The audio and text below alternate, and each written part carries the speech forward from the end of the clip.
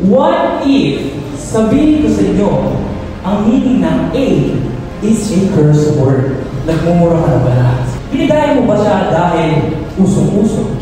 Are you still willing to use it if alam mo na yung meaning nun? And are you still willing to accept the responsibility behind that? Kasi may magagawa sa iyo kapag nalaman nila yung meaning nun. Because whatever comes out of you is your responsibility.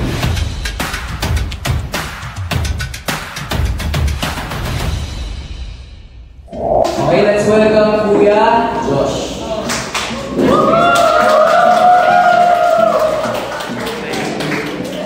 Okay, so good morning, Crossroads. I'm Kuya Josh Crisostomo, currently studying at Dr. Young's College and taking the course of Maritime Transportation. So, pwede bang makisabi sa tabi mo, mas maganda ka ba sa umaga? Ayun! Mas maganda ka ba sa umaga? Okay, interview tayo, mag-interview tayo. Okay, okay, ikaw. Ano po din? Pwede pa niya? Pwede pa. Ayun. Tingin tayo sa camera. Ayun, dami nyo dyan. Okay, so, ano name nila? Ryan. Okay. Bukod sa ka-group mo, sino dito ang kilala mo na? Bukod sa ka-group mo? Ay, wala. Okay. Okay. Okay, wala. So, okay, thank you. So, bakit ko nga ba tinanong yun? So, we're encouraging you guys to ay pagkilala sa mga ka-bankmates mo, sa inyong mga crossroads nyo, para pagkakilala kayo kay isa. So, I have a little story for you guys. So, dati, nahihiya talaga ako, katulad nyo, yan na walang kakilala. Parang kakilala ko lang, katabi ko lagi. So, one time, mahihayin talaga ako and wala akong masabi kundi, uy bro, kamusta ka na? Sasabihin ko, okay lang. Kamusta na yung pagkain mo? Okay lang. Para bang robot lang ba yung sinasabi ko lagi? And nawala yung hiya ko nung nag-retreat na kami sa Crossroads. So sino dito ang excited na sa retreat? So yun, marami na rin ang excited sa retreat. Okay. Kung sa retreat namin, pinagsama lahat ng boys sa isang room kasi hindi kami matutulog sama-sama. And one time, matutulog na kami at nakipagkwentuhan kami sa isa't isa. Di namin pinag-usapan yung lessons, but pinag-usapan namin sino na ang crush mo sa mga girls. Yeah! Grabe! So, di mo nakakatagal, meron na.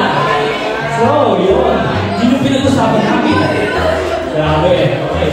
So, matutulog na kami. And yun, pagkagising, fast forward, habang natutulog ako, yung pagkagising ko, may nakayakap na sa akin. Grabe! Okay, mga bullshit. So, that's why I'm encouraging you guys na kilalanin nyo yung mga isa't isa. Kasi, malay nyo, yung isa dyan na kilala nyo, ay sa retreat, yun yung yumakap sa inyo. So, tingnan nyo yung kapatid katubi nyo, kung mukha ba yung nangiyakap sa gabi. You know? Okay. I'm sure guys, nakaalam nyo to, okay? So, pwede ba tayo mag-A dyan? Hey! So, tingin kayo sa camera sa likod, 1 million nanonood sa atin, guys. Yun, 1 million, grabe. A kayo sa camera, 3, 2, 1, go! Hey! Let's go! So, ano sa tingin nyo ang unang pumapasok sa isip nyo kapag narinig nyo yung word na A? Like, ano yung sa tingin nyo yung meaning or expression nyo? Like, nakaka-hype, no? Uso-uso. Hype. Okay. Ang field leader ko na si Curious Maki, tinuruan niya yung anak niya ng simple sign language. Okay, try natin. Kapag naka-slide na ganito, ang meaning nito ay letter Y. Ano meaning ulit nito? Letter Y. Kapag sinishake mo naman na ganyan, ang meaning doon ay play. So ano ulit kapag naka-stay na? Y. Kapag sinishake, play. Sa Hawaii naman, this is aloha. And it can mean two things. It can mean welcome or goodbye. Ano ulit yung isa? Welcome and goodbye. Okay guys, ito, what if na? What if, sabihin ko sa inyo, ang meaning ng A is a curse word. Nagmumura ka na ba na? Grabe. Again, what if now? Okay? What if now? Ginagaya mo ba siya dahil usong-uso? Ginagaya mo siya dahil kapag kahit kayo mga friends nyo, nag-A kayo, kapag nagpo-post sa picture, naka-A kayo. Ginagaya mo ba siya dahil usong-uso siya? And are you still willing to use it if alam mo na yung meaning nun? And are you still willing to accept the responsibility behind that? Kasi yung magagalit sa'yo kapag nalaman nila yung meaning nun. So, ano nga ba yung responsibility? What is responsibility? A duty to take care of something. Accepting responsibility is living your life as if you are responsible for it, not others or circumstances. Again, living your life as if you are responsible for it, not others or circumstances. But before we move on, let us open in prayer. Okay? Close our eyes, bow your heads. Lord, thank you sa panibagong araw na to. May we give us knowledge, wisdom, and to understand your word. May we glorify you with all the things that we do. And we trust you our whole day. In Jesus' name we pray. Amen.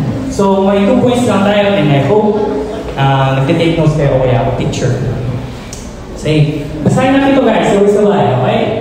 Whatever comes out of you is your responsibility. First point, collateral consequences. Meaning you did something wrong, but the consequences of your actions include the people around you. Let's say nagdadrive ako, and then I'm driving at the top speed, and then, boom! Grabe, nagulat na yan. Okay, sige na. So, nagdadrive ako, instead of accepting the responsibility, what did I do? I said, bye-bye, tumakas ako sa scene, sa nabangga ko. And akala ko nakatakas na ako. But, na-track down yung bahay namin. And nakita ng mga marites na kapitbahay namin yung binalita sa buong barangay. First consequence, ako na nahuli kasi ako yung nakabangga. But second is collateral consequences. Because nakakaya sa part ng family ko na nahuli yung anak nila. Simply because tumakas ako sa aksidente na ginawa ko. Next, being responsible for the people around you, burden from the Lord. Would you ever believe that a couple years ago that I was you na nakikinig dyan? Nakikinig ba tayo? Grabe, parang pipi-pipi. Again, nakikinig ba tayo? Yun! Nakikinig dyan sa mga lessons nila kuya. And in this next slide, I'm going to show you the group picture of Crossroads Batch 1 of 2018. And kung sino man ang unang-unang makapunta dito at ituro kung nasa ako dito sa screen na to, ay bibigyan natin ng prize. Okay, ha? Ready? Uy, nakakasaya din na to. Okay, 3. Okay, pauna lang to ha.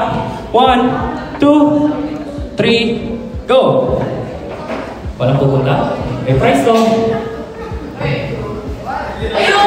Go, go, go! Punta! Ituro nyo. Nakared? Hindi, puntaan nyo. Kung sino makaturo, bibigyan ng prize. Ayaw. Gusto mo tumayo. Go! Grabe. Ayun. Dahil dyan, nanalo ka na 500 pesos kay Kuya EJ. Kunin mo sa kanya.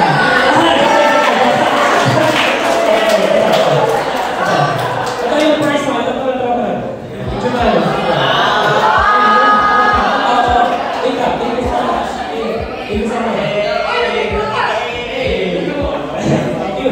Yun. Kailangan pa. Okay. So, yun. Wala nyo kung sino yung crush ko dyan. Joke lang. Wala. Okay, ito ako. So, ito yung t-shirt namin. Gusto nyo ang nakalagay ay strong. Ang sa amin ang nakalagay ay mismong Crossroads. And I'm a graduate of Crossroads 2018 na batch 1. Okay. And I never imagined that God would use me to speak in front of you guys. Crossroads did. And I said yes, not because Kuya Derek assigned me to, But I said yes because I know in my heart that I can help you, all of you, the next generation, Crossroads 10. And that's me being responsible for the people around me.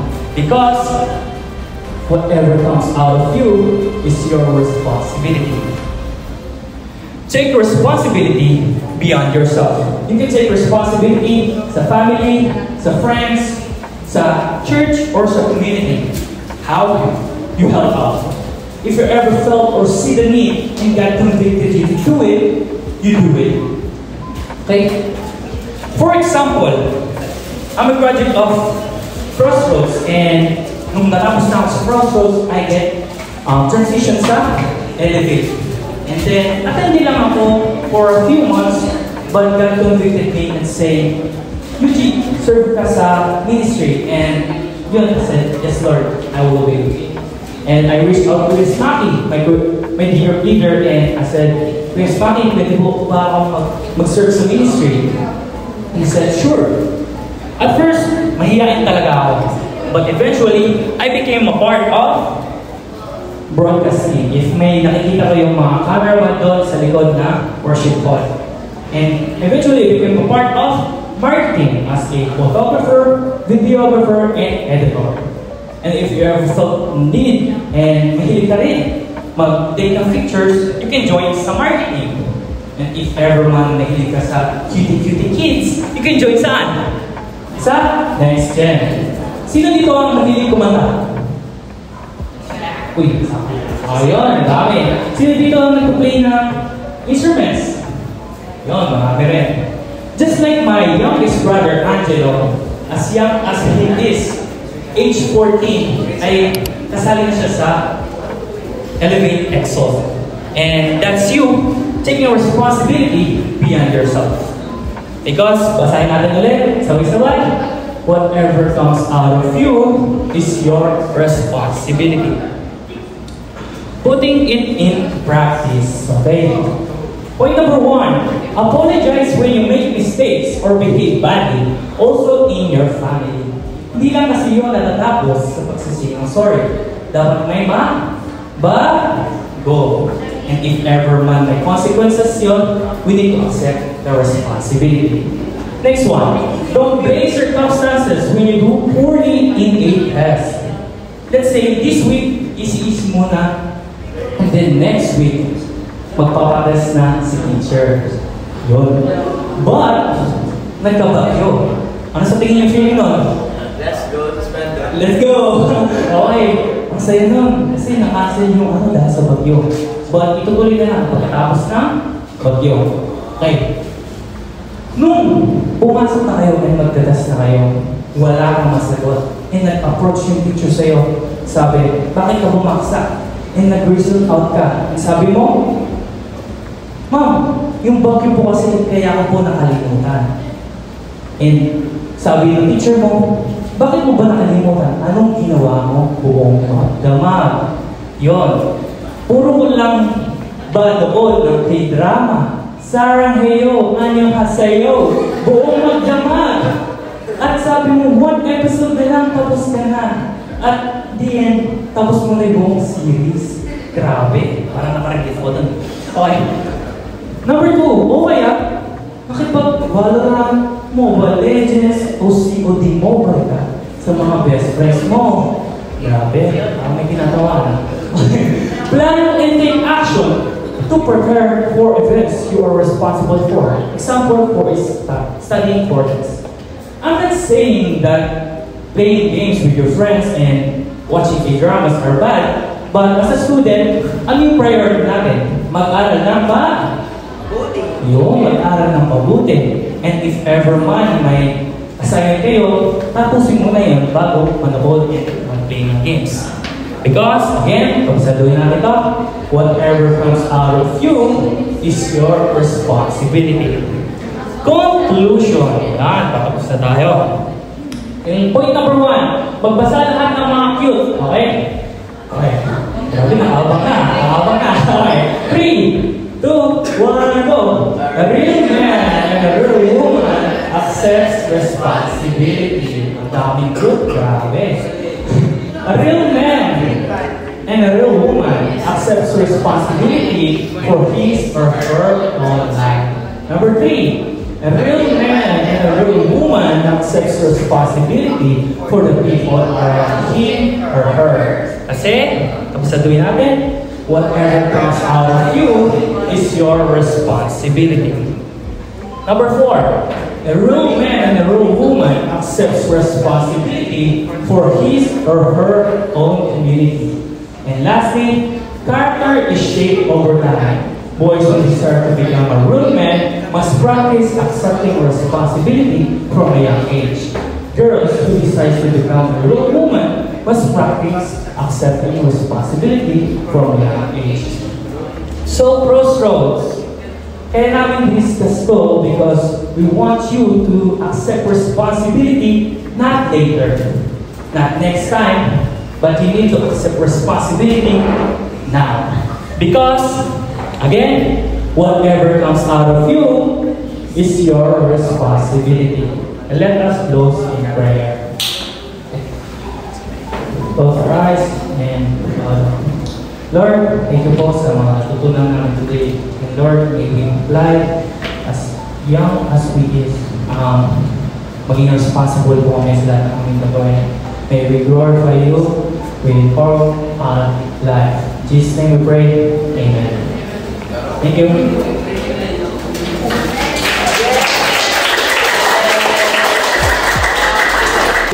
Facilitators, here's our discussion questions. What?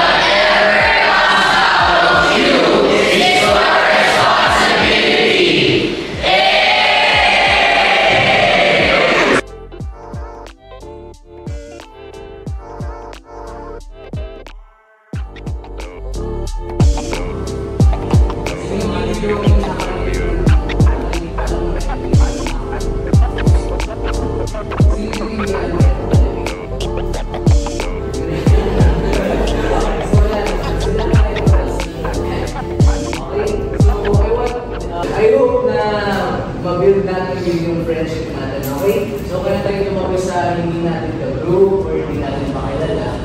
It's for us to know them better, okay? So yung girls kahit pa paano magkakakilala na sila, tayo boys tayo magkakakilala. Okay? So ano ba? Ang pawala natin dito? Nasa iyo si Kuya Ross natin.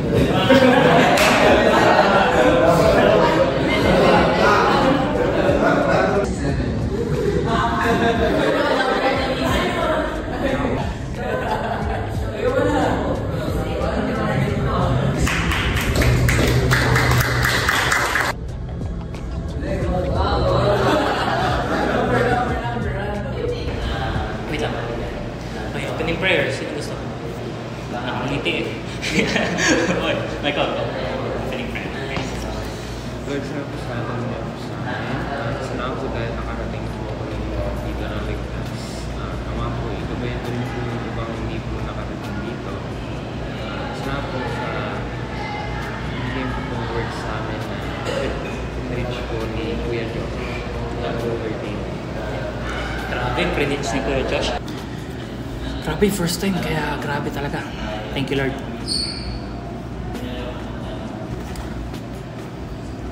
Ayun, let's go. Pa-check nga kung... Ay, first question. Have you ever made a mistake? Siguro lahat naman tayo, diba? Yes. How did you feel before admitting your mistake? Ano na-feel mo nung inamin mo yung kasalanan mo? Okay, ikaw muna.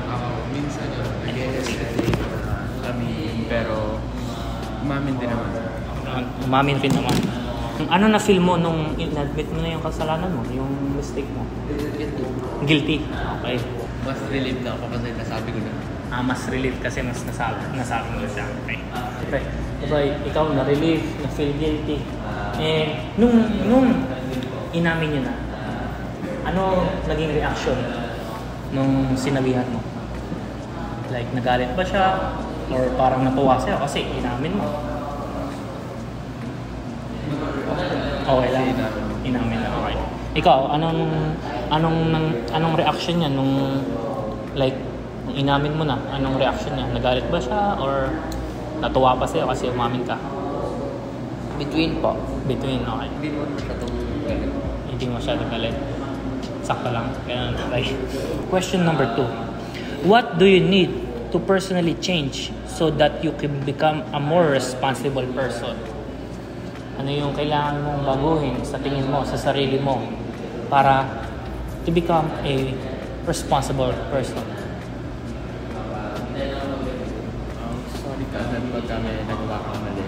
Dahil kasi from time to time, pagka hindi ka na sorry, hindi naman nila ito magkakatiwala. Yun, yung parang nangyayari sa story ko kanina, yung hindi na nagtiwala sa dulo kasi kinover up ko pa.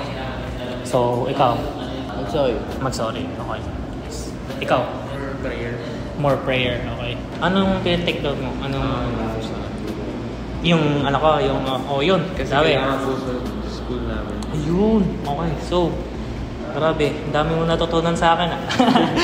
Praise God. Okay. So, idikta natin. Pakita natin sa ating walls.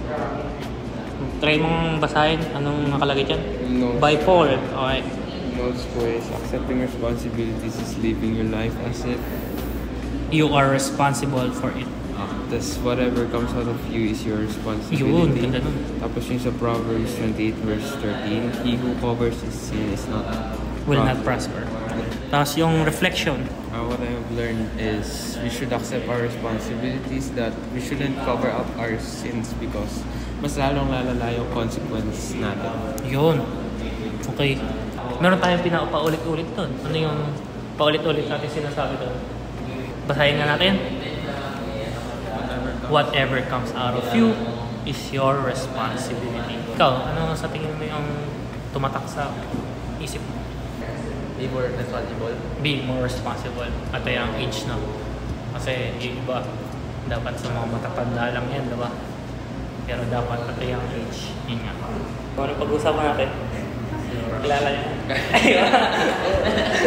Crush agad. Hindi na daw crush mo sa picture ko yan. Wala. Yun nga na, hindi ko lang pinento. Wala akong crush, pero may nagka-crush sa akin. Grabe. Pero, hindi na ako mag-name drop. Baka makita ka.